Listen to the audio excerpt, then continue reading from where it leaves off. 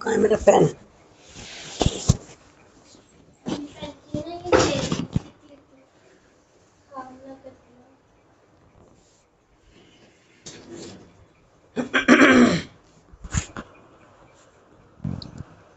Hello प्यारे बच्चों, welcome to my YouTube channel. स्वागत है आप सबका स्टडी विद उषा चैनल पे।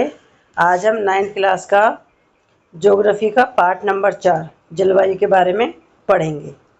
ठीक है, चलिए स्टार्ट करते हैं। पिछले 2 अध्याय में आप हमारे देश की स्थलाकृतियों एवं अपवाह के बारे में पढ़ चुके हैं। ठीक है, जिससे पहले वाले जो चैप्टर थे हमने जो भारत की जो स्थलाकृतियों और अपवाह के बारे में पढ़ा है। ठीक है, किसी क्षेत्र के प्राकृतिक पर्यावरण को समझने के लिए आवश्यक 3 मूल तत्वों में से 2 तत्व यही हैं। यानी कि अगर हमें किसी भी एरिया के, ठीक है, यानी किसी भी क्षेत्र के प्राकृतिक पर्यावरण को अगर हमें समझना है तो सबसे पहले हमें उसकी स्थलाकृतियाँ, उसके अपवाह के बारे में जानना जरूरी है। ठीक है, इस अध्याय में आप तीसरे तत्व अर्थात हमारे देश की वायुमंडलीय अवस्था के बारे में पढ़ेंगे। हम दिसंबर में ऊनी वस्त्र क्यों पहनते हैं, अथवा मई का महीना गर्म एवं असुविधाजनक क्यों होता है, यह जून एवं जुलाई में वर्षा क्यों होती है। इन सभी प्रश्नों के उत्तर आप भारत की जलवायु का अध्ययन करके जान सकते हैं। ठीक है, देखिए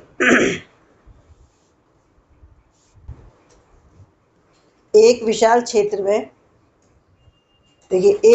क्षेत्र में लंबे समय अवधि यानी 30 वर्ष से अधिक में मौसम की अवस्थाओं तथा विविधताओं का कुल योग ही जलवायु है। देखिए सबसे पहला क्वेश्चन देखिए, जलवायु किसे कहते हैं। तो यानी कि किसी एक क्षेत्र में यानी एक एरिया में, ठीक है, वहाँ पे 30 वर्ष से अधिक समय से जो मौसम की जो विभिन्न जो अवस्थाएं होती हैं, ठीक है, विभिन्न अवस्थाओं तथा विविधताओं को जो कुल योग होता है उसको हम क्या बोलते हैं, उसको जलवायु कहते हैं। ठीक है, मौसम एक विशेष समय में एक क्षेत्र के वायुमंडल की अवस्था को बताता है। ठीक है, यानी कि जो मौसम है, मौसम एक विशेष समय में जो हमारे वायुमंडल की जो अवस्था है उसको बताता है।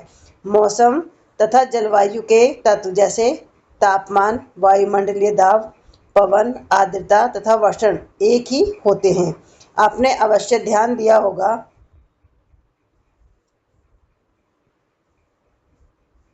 कि मौसम की अवस्था प्राय एक दिन में कई बार बदलती है, लेकिन फिर भी कुछ सप्ताह, महीनों तथा वायुमंडलीय अवस्था लगभग एक ही समान बनी रहती है। जैसे दिन गर्म या ठंडे, हवादार या शांत, आसमान बादलों से घिरा या साफ तथा आर्द्र या शुष्क हो सकते हैं। महीनों के औसत वायुमंडलीय अवस्था के आधार पर वर्ष को ग्रीष्म या शीत या वर्षा ऋतु में विभाजित किया गया है। ठीक है, विश्व को अनेक जलवायु प्रदेशों में बांटा गया है। क्या आप जानते हैं कि भारत की जलवायु कैसी है तथा ऐसा क्यों है? इस संबंध में हम इस अध्याय में पढ़ेंगे। ठीक है, देखिए इसमें ऊपर आपको दे रखा है, क्या आप जानते हैं कि मानसून शब्द की उत्पत्ति अरबी शब्द मौसम से हुई है, जिसका शाब्दिक अर्थ है मौसम। देखिए आपसे एमसीक्यू में 1 नंबर में क्वेश्चन पूछा जाता है कि जो मानसून शब्द की उत्पत्ति है वो कौन सी भाषा से हुई है, तो वो है आपका अरबी भाषा शब्द। ठीक है, और फिर ये भी पूछ सकता है कि मौसम इसका शाब्दिक अर्थ क्या है, तो इसका शाब्दिक अर्थ है मौसम। ठीक है, मानसून का अर्थ एक वर्ष के दौरान वायु की दिशा एवं ऋतु के अनुसार परिवर्तन है। ठीक है, देखिए मानसून का अर्थ क्या है कि यानी कि एक वर्ष के दौरान जो वायु की जो दिशा होती है, जिसकी डायरेक्शन होती है, उसके साथ साथ जो ऋतु है, ठीक है, उसके अनुसार जो परिवर्तन है उसको हम क्या बोलते हैं, उसको हम मानसून कहते हैं। ठीक है, भारत की जलवायु को मानसूनी जलवायु कहा जाता है। ठीक है, यानी कि भारत की जलवायु कैसी है, मानसूनी जलवायु है। एशिया में इस प्रकार की जलवायु मुख्यतः दक्षिण तथा दक्षिण पूर्व एशिया में पाई जाती है। सामान्य प्रतिरूप में लगभग एकरूपता होते हुए भी देश की जलवायु अवस्था में स्पष्ट प्रादेशिक भिन्नताएं हैं।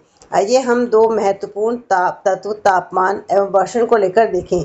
एक स्थान से दूसरे स्थान पर तथा एक मौसम से दूसरे मौसम में इनमें किस प्रकार की भिन्नता है। गर्मियों में राजस्थान के मरुस्थल में कुछ स्थानों का तापमान लगभग 50 डिग्री सेल्सियस तक पहुंच जाता है, जबकि जम्मू कश्मीर के पहलगाम में तापमान लगभग 20 डिग्री सेल्सियस रहता है।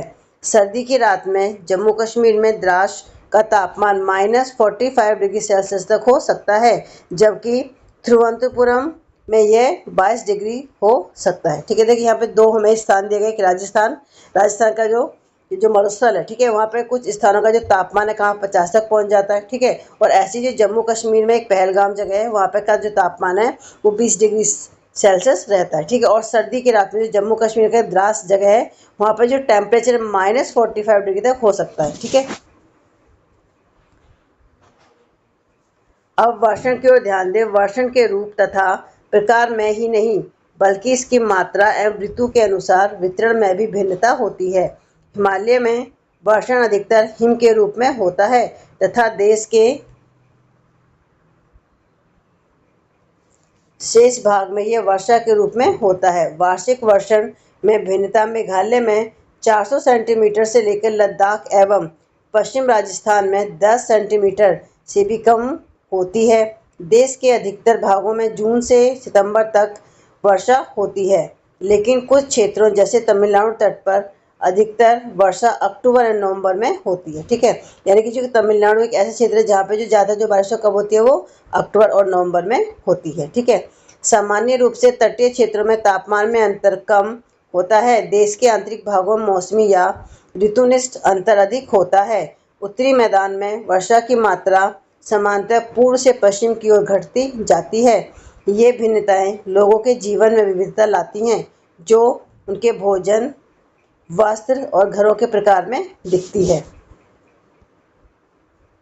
अब हम बात करते हैं जलवायु नियंत्रण। ठीक है, किसी क्षेत्र की जलवायु को नियंत्रित करने वाले 6 प्रमुख कारक हैं। देखिए, आपसे यहीं से क्वेश्चन पूछा जाता है कि इसे पूछेंगे कि भारत की जलवायु को नियंत्रित करने वाले कौन से कारक हैं, तो कितने कारक हैं? वो 6 कारक हैं। ठीक है, पहला इसमें आपका अक्षांश, फिर तुगनता यानी ऊंचाई, फिर वायु दाब एवं पवन तंत्र, समुद्र से दूरी, महासागरीय धाराएं तथा उच्चावच लक्षण। ठीक है, पृथ्वी की गोलाई के कारण इसे प्राप्त सौर ऊर्जा की मात्रा अक्षांशों के अनुसार अलग अलग होती है। इसके परिणाम स्वरूप तापमान विषुवत वृत्त से ध्रुवों की ओर सामान्यतः घटता जाता है।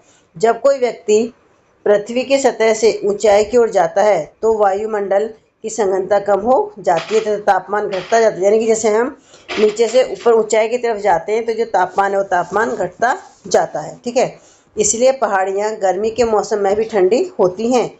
किसी भी क्षेत्र का वायुदाब एवं पवन तंत्र उस स्थान के अक्षांश तथा ऊंचाई पर निर्भर करती है। इस प्रकार यह तापमान एवं वर्षा के वितरण को प्रभावित करता है। समुद्र का जलवायु पर समकाली प्रभाव पड़ता है। जैसे जैसे समुद्र से दूरी बढ़ती है यह प्रभाव कम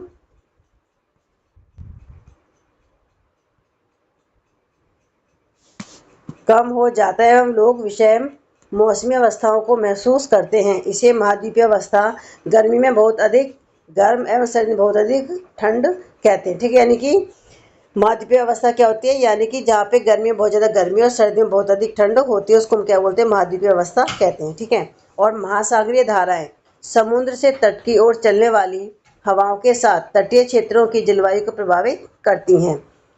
उदाहरण के लिए कोई भी तटीय क्षेत्र जहाँ गर्म या ठंडी जलधाराएं बहती हैं और वायु की दिशा समुद्र से तट की ओर हो, तब वह तट गर्म या ठंडा हो जाएगा।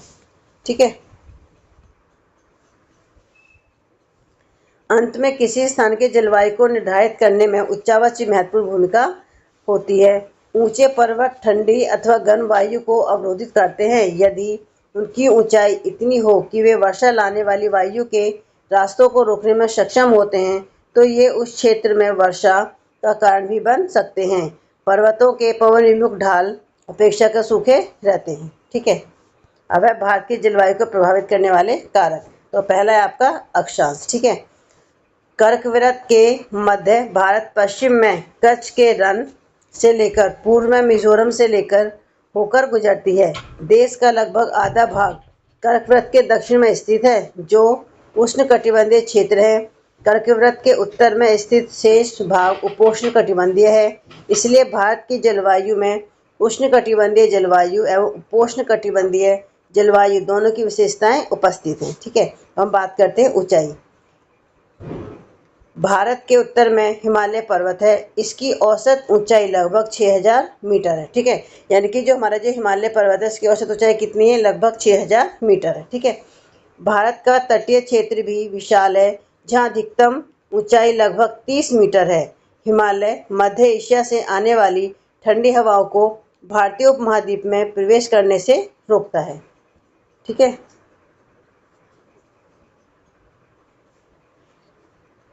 इन्हीं पर्वतों के कारण इस क्षेत्र में मध्य एशिया की तुलना में ठंड कम पड़ती है। ठीक, अब हम बात करते हैं वायु एवं पवन।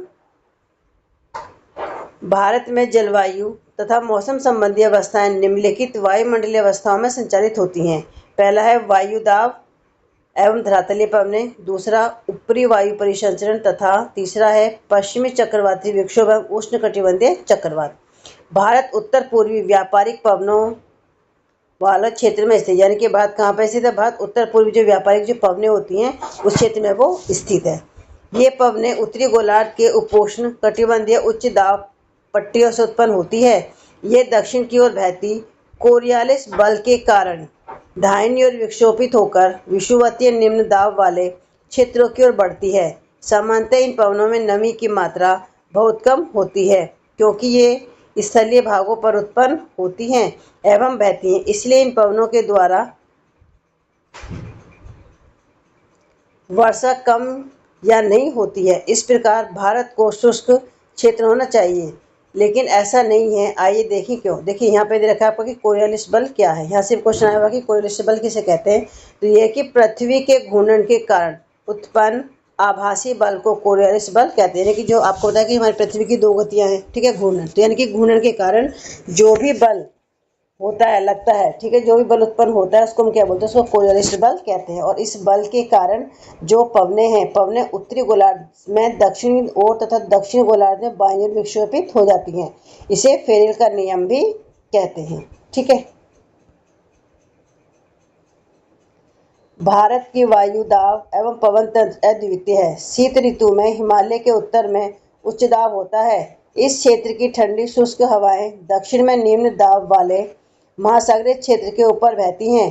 ग्रीष्म ऋतु में आंतरिक एशिया एवं उत्तर पूर्वी भारत के ऊपर निम्न दाब का क्षेत्र उत्पन्न हो जाता है। इसके कारण गर्मी के दिनों में वायु की दिशा पूरी तरह से परिवर्तित हो जाती है। वायु दक्षिण में स्थित हिंद महासागर के उच्च दाब वाले क्षेत्र से दक्षिण पूर्व दिशा में बहते हुए विषुवत वृत्त को पार कर दाहिनी ओर मुड़ते हुए भारतीय उपमहाद्वीप पर स्थित निम्न दाब की ओर बहने लगती है। इन्हें दक्षिण पश्चिम मानसून पवनों के नाम से जाना जाता है। ये पवनें कोष्टक महासागरों के ऊपर से बहती हैं, नमी ग्रहण करती तथा भारत की मुख्य भूमि पर वर्षा करती हैं। अब बात करते हैं ऋतुएं। ठीक है, मानसूनी जलवायु की विशेषता एक विशिष्ट मौसमी प्रतिरूप होता है। एक ऋतु से दूसरे ऋतु में मौसम की अवस्थाओं में बहुत अधिक परिवर्तन होता है। विशेषकर देश के आंतरिक भागों में ये परिवर्तन अधिक मात्रा में परिलक्षित होते हैं। तटीय क्षेत्रों के तापमान में बहुत अधिक भिन्नता नहीं होती, यद्यपि यहाँ वर्षा के प्रारूपों में भिन्नताएं होती हैं। आप अपने क्षेत्र में कितने प्रकार की ऋतुओं का अनुभव करते हैं? भारत में मुख्य 4 ऋतुओं को पहचाना जा सकता है। ये है शीत ऋतु, ग्रीष्म ऋतु, कुछ क्षेत्रीय विविधताओं के साथ मानसून के साथ आगमन तथा वापसी का कहना। ठीक है, अब बात करते हैं शीत ऋतु की। ठीक है, यानी कि भारत में जो ऋतु है कितने मुख्य 4 प्रकार की। तो पहले है आपकी शीत ऋतु। उत्तरी भारत में शीत ऋतु मध्य नवंबर से आरंभ होकर फरवरी तक रहती है। यानी कि देखिए जो शीत ऋतु का जो टाइम पीरियड कितना है वो, यानी कि नवंबर के मध्य से शुरू होती है और फरवरी तक रहती है। ठीक है, भारत के उत्तरी भाग में दिसंबर एवं जनवरी सबसे ठंडे महीने होते हैं। तापमान दक्षिण से उत्तर की ओर बढ़ने पर घटता जाता है। पूर्वी तट पर चेन्नई का औसत तापमान 24 डिग्री सेल्सियस से 25 डिग्री सेल्सियस के बीच होता है, जबकि उत्तरी मैदान में यह 10 डिग्री सेल्सियस से 15 डिग्री सेल्सियस के बीच होता है। दिन गर्म तथा रातें ठंडी होती हैं। उत्तर में तुषारपात सामान्य है तथा हिमालय के ऊपरी ढालों पर हिमपात होता है। हिमपात का मतलब है जो बर्फ पड़ती है उसको क्या बोला जाता है? हिमपात। ठीक है, इस ऋतु में देश में उत्तर पूर्वी व्यापारिक पवनों प्रवाहित होती हैं। ये स्थल से समुद्र की ओर बहती हैं, इसीलिए देश के अधिकतर भाग में शुष्क मौसम होता है। इन पवनों के कारण कुछ मात्रा में वर्षा तमिलनाडु के तट पर होती है, क्योंकि वहाँ ये पवनें समुद्र से स्थल की ओर बहती है। यानी कि देखिए, जो पवनें कहाँ से बहती हैं? वो पवनें समुद्र से स्थल की ओर बहती हैं। ठीक है।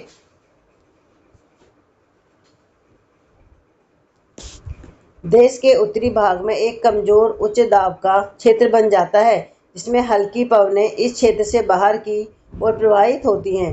उच्चावत से प्रभावित होकर ये पवन पश्चिम तथा उत्तर पश्चिम से गंगा घाटी में बहती हैं। सामान्यतः इस मौसम में आसमान साफ, तापमान तथा आर्द्रता कम एवं पवनें स्थिर तथा परिवर्तित होती हैं। शीत ऋतु में उत्तरी मैदानों में पश्चिम एवं उत्तर पश्चिम से चक्रवाती विक्षोभ का अंतर्वाह विशेष लक्षण है। यह कम दाब वाली प्रणाली भूमध्य सागर में पश्चिमी एशिया के ऊपर उत्पन्न होती है तथा पश्चिम पवनों के साथ भारत में प्रवेश करती है। इसके कारण शीतकाल में मैदानों में वर्षा होती है तथा पर्वतों पर हिमपात, जिसकी उस समय बहुत अधिक आवश्यकता होती है। यद्यपि शीतकाल में वर्षा, जिसे स्थानीय तौर पर महावट कहा जाता है, की कुल मात्रा कम होती है, लेकिन ये रबी फसलों के लिए बहुत ही उपयोगी होती है। यानी कि महावट वर्षा क्या है?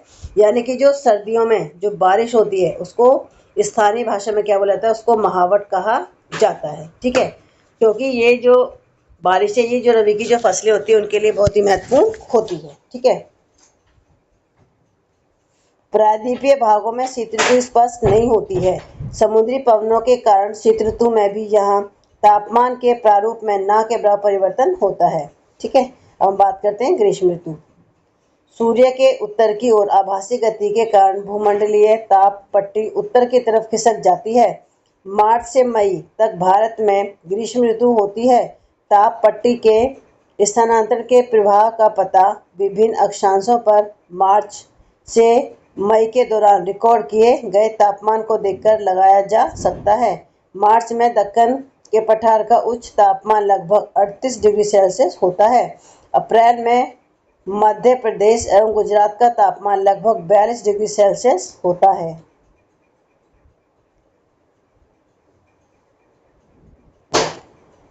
मई में देश के उत्तर पश्चिम भागों का तापमान सामान्यतः 45 डिग्री सेल्सियस होता है। प्रायद्वीपीय भारत में समुद्री प्रभाव के कारण तापमान कम होता है। देश के उत्तरी भाग में ग्रीष्मकाल में तापमान में वृद्धि होती है तथा वायुदाब में कमी आती है। मई के अंत में उत्तर पश्चिम में थार के रेगिस्तान से लेकर पूर्व एवं दक्षिण पूर्व में पटना तथा छोटा नागपुर पठार तक एक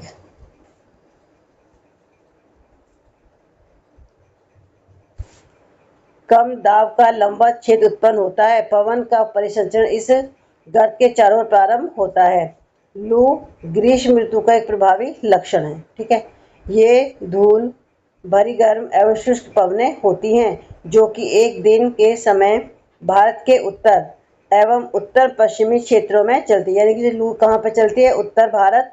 ठीक है। उत्तर और उत्तर पश्चिमी क्षेत्रों में ये चलती हैं। ठीक है। कभी कभी ये देर शाम तक जारी रहती हैं। इस हवा का सीधा प्रभाव घातक भी हो सकता है। उत्तरी भारत में मई महीने के दौरान सामान्यतः धूल भरी आंधियां आती हैं। ये आंधियां अस्थायी रूप से आराम पहुंचाती हैं, क्योंकि ये तापमान को कम कर देती हैं तथा अपने साथ ठंडे समीर एवं हल्की वर्षा लाती हैं। इस मौसम में कभी कभी तीव्र हवाओं के साथ गरज वाली मूसलाधार वर्षा भी होती है। इसके साथ प्राय हिमवृष्टि भी होती है। ठीक है। तो बैसाख के महीने में होने के कारण पश्चिम बंगाल में इसे काल बैसाखी कहा जाता है।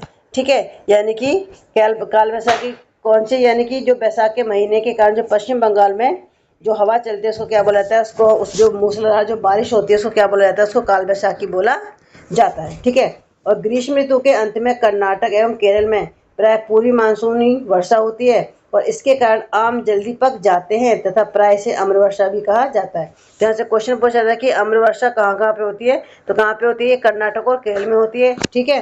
तो इस बारिश के कारण क्या होता है? जो आम होते हैं वो जल्दी पक जाते हैं, इसलिए इसको क्या बोला जाता है? अम्र वर्षा भी कहा जाता है। ठीक है। अब हम बात करते हैं वर्षा ऋतु का आगमन। जून के प्रारंभ में उत्तरी मैदानों में निम्न दाब की अवस्था तीव्र हो जाती है। यह दक्षिण गोलार्ध की व्यापारिक पवनों को आकर्षित करता है। ये दक्षिण पूर्व व्यापारिक पवनें दक्षिण समुद्रों के उपोष्णकटिबंधीय क्षेत्रों में उत्पन्न होती हैं।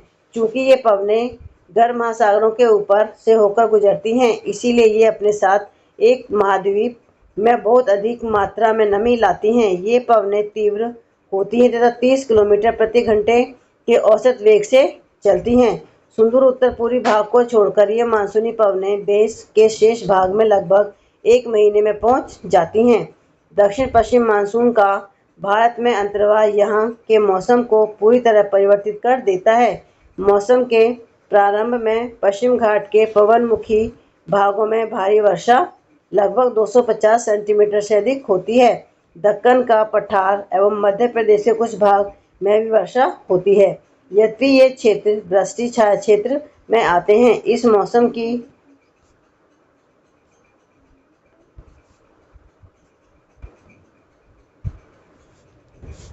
अधिकतर वर्षा देश के उत्तर पूर्वी भागों में होती है।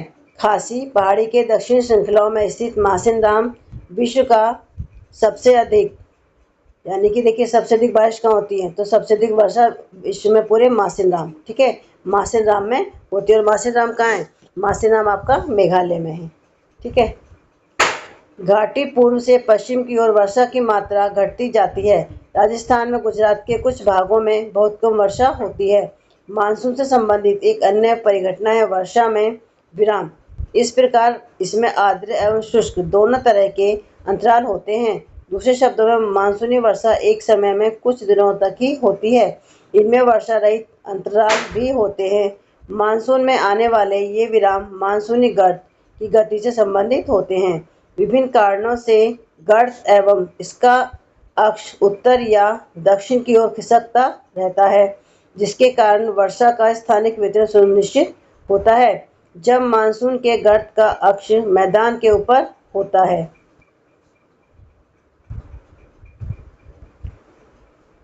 तब इन भागों में वर्षा अच्छी होती है। दूसरी ओर जब अक्ष हिमालय के समीप चला जाता है, तब मैदानों में लंबे समय तक शुष्क अवस्था रहती है तथा हिमालय की नदियों के पर्वतीय जलग्रहण क्षेत्रों में विस्तृत वर्षा होती है। इस भारी वर्षा के कारण मैदानी क्षेत्रों में विनाशकारी बाढ़ें आती हैं एवं जान एवं माल की भारी क्षति होती है। उष्णकटिबंधीय निम्न दाब की तीव्रता एवं आवृत्ति भी मानसूनी वर्षा की मात्रा एवं समय को निर्धारित करती है। यह निम्न दाब क्षेत्र बंगाल की खाड़ी के ऊपर बनता है तथा मुख्य स्थलीय भाग को पार कर जाता है। यह गर्त निम्न दाब के मानसून गर्त के अक्ष के अनुसार होता है। मानसून को इसकी अनिश्चितता के लिए जाना जाता है। शुष्क एवं आर्द्र स्थितियों की तीव्रता, आवृत्ति एवं समय काल में भिन्नता होती है। इसके कारण यदि एक भाग में बाढ़ आती है तो दूसरे भाग में सूखा पड़ता है। इसका आगमन एवं वापसी प्राय अव्यवस्थित होता है, इसीलिए यह कभी कभी देश के किसानों की कृषि कार्यों को व्यवस्थित कर देता है। ठीक है, हम बात करते हैं मानसून की वापसी यानी परिवर्तनीय मौसम। अक्टूबर नवंबर के दौरान दक्षिण की तरफ सूर्य के आभासी गति के कारण मानसून गर्त या निम्न दाब वाला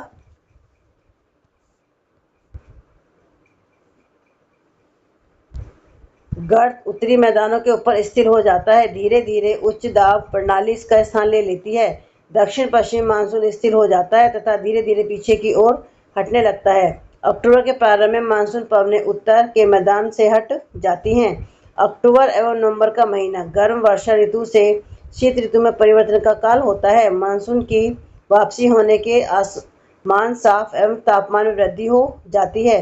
दिन का तापमान उच्च होता है जबकि रातें ठंडी और सुहानी होती हैं। स्थल अभी भी आर्द्र होता है। उच्च तापमान एवं आर्द्रता वाला अवस्था के कारण दिन का मौसम ऐसा हो जाता है, इसे सामान्यतः क्वार की उमस के नाम से जाना जाता है। अक्टूबर के उत्तरार्ध में विशेषकर उत्तरी भारत में तापमान तेजी से गिरने लगता है। नवंबर के प्रारंभ में उत्तर पश्चिम भारत के ऊपर निम्न दाब वाली अवस्था बंगाल की खाड़ी पर स्थानांतरित हो जाती है। यह स्थानांतरण चक्रवाती निम्न दाब से संबंधित होता है जो कि अंडमान सागर के ऊपर उत्पन्न होता है। ये चक्रवात सामान्यतः भारत के पूर्वी तट को पार करते हैं, जिसके कारण व्यापक एवं भारी वर्षा होती है।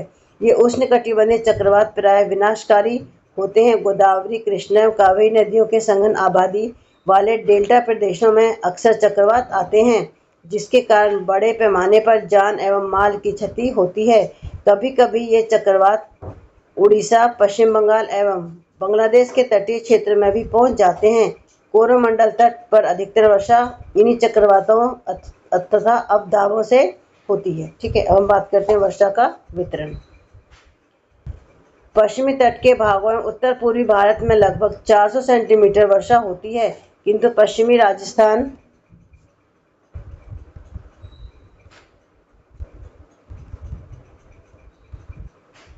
देखो आप ये मैप देख सकते हो। ठीक है, इसमें देख सकते हो कि जो ज़्यादा ब्लू वाले वो आपके जहाँ पे 400 से अधिक वर्षा होती है। ठीक है, थोड़ा सा पर्पल सा 200 से 400 मीटर होती है।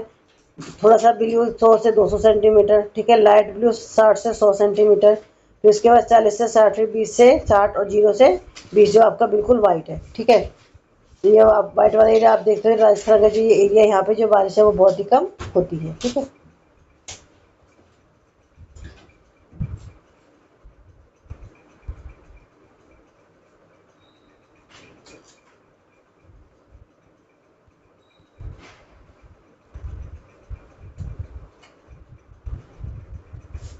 एवं इससे सटे पंजाब, हरियाणा, गुजरात के भागों में 60 सेंटीमीटर से कम वर्षा होती है। दक्षिण पठार के आंतरिक भागों में सह्याद्री के पूर्व में भी वर्षा की मात्रा समान रूप से कम होती है।